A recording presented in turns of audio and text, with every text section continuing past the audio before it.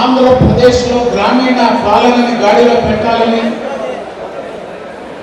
రాష్ట్ర కేంద్ర సహకారంతో ఒక ప్రత్యేకమైనటువంటి ప్రణాళికతో ముందుకు వెళ్తున్నటువంటి పరిస్థితి.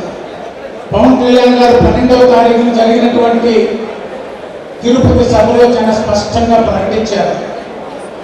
మా కూటమి మోడీ గారు, చంద్రబాబు నాయుడు గారు, నేను కలిసి రాష్ట్రంలో కేవలం రాజకీయాల కోసమో ఎన్నికల కోసమో కాదు, ఈ రాష్ట్రం 2014లో విడిపోయిన నాటి నుంచి 5 సంవత్సరాలు అభివృద్ధి చేశాం, మళ్ళీ 5 సంవత్సరాలు వెనకబడింది.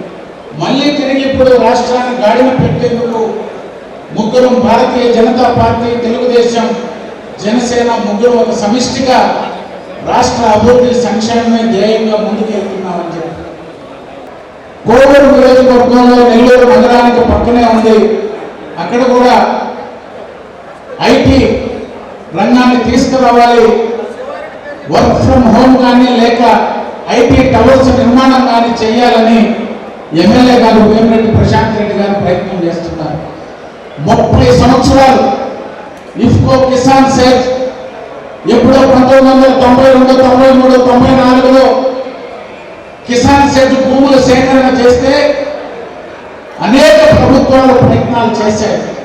గతంలో 14, 19లో నారా చంద్రబాబు నాయుడు గారు ముఖ్యమంత్రిగా మొట్టమొదటి పరిశ్రమ సిమెంట్స్ గమేషాన్ని తీసుకొచ్చి ఒక పరిశ్రమని 2017లో ప్రారంభించాం.